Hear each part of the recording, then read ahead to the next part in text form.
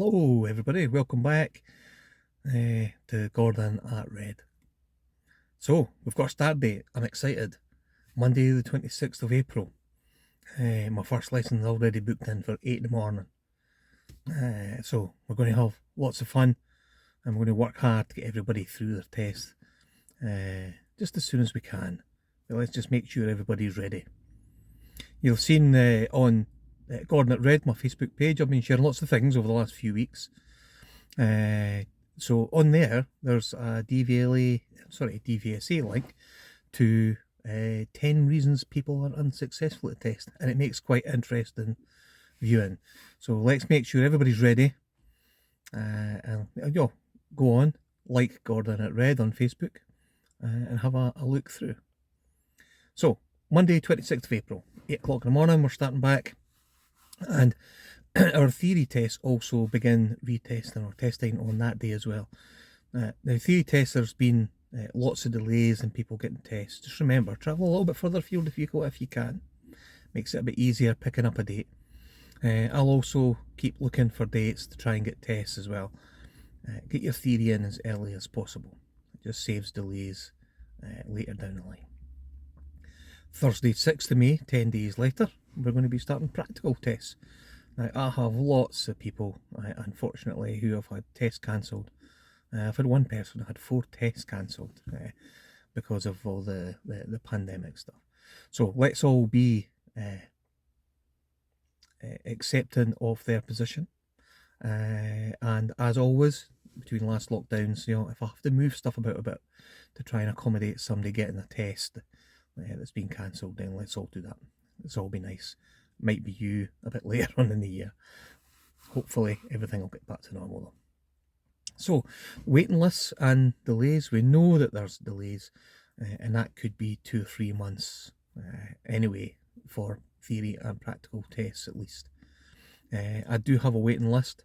Brilliant though, the first 2 in the waiting list I've managed to squeeze in so we can get things moving. So I'm already starting on that waiting list. So I'm confident that as people get through their tests, because they are going to get through your test, that we get others down and started on their lessons as soon as we can. So everything I'm going to mention, I've put in an email and a text to everybody that's registered with me. So there'll be a couple of hyperlinks in there to go and look at things like the driving license checks, eyesights, COVID declarations, all in the email. So I'm just going to cover that briefly just now for you. Personal details. Now, things might have changed. I know a couple of people have actually moved house. One I didn't know about. I ended up going to the wrong door when I'd agreed to hand something in. So please just reply to the text or email with anything that's updated. Address, phone numbers, emails. Have you had an injury? Does it affect your driving? Just let me know and we can adapt that accordingly. Driving license. People who are new and starting up, you'll have to submit the driver license check code to me so I can just make sure that yes, you do have a license. You can understand why I check that. It's not that I don't distrust. It's not that I distrust you. I need to check that. People who have been with me a while, no harm in you redoing that. It doesn't cost anything and it keeps all my records up to date. Now, eyesight, you will see. Those who have met me before, I now have some glasses. It's important that we check our eyesight regularly. There's a link in the email for you to go and look at what all the restrictions are in relation to that. So please go and have a look. Everybody will be doing an eyesight test on the first day back.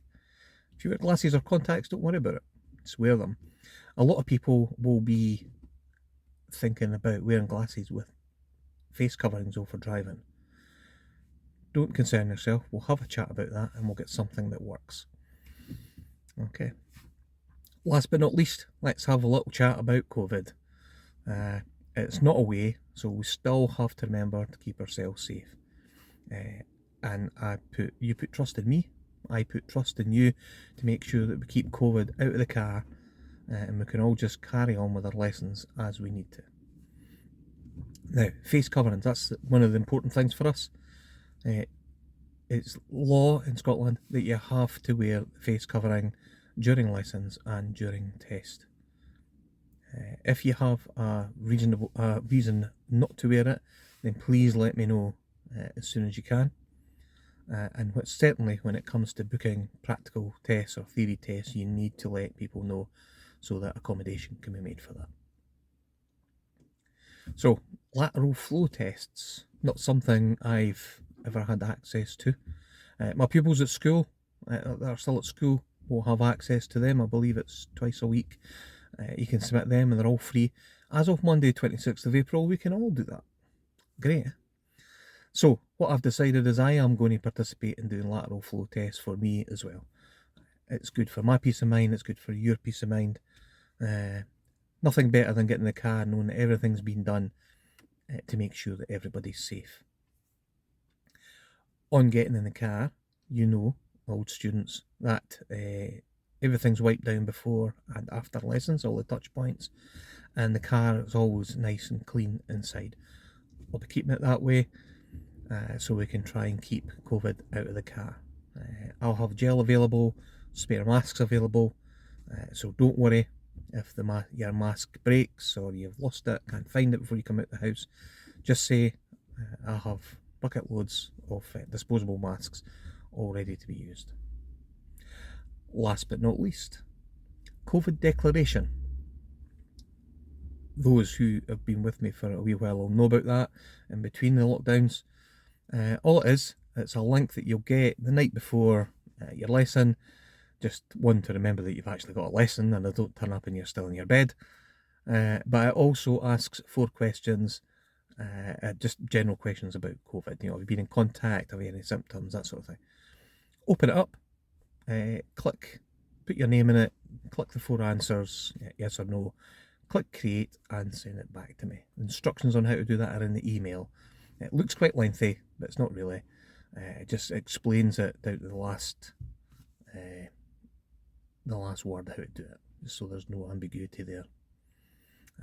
I have an Android phone, doesn't accept PDFs back.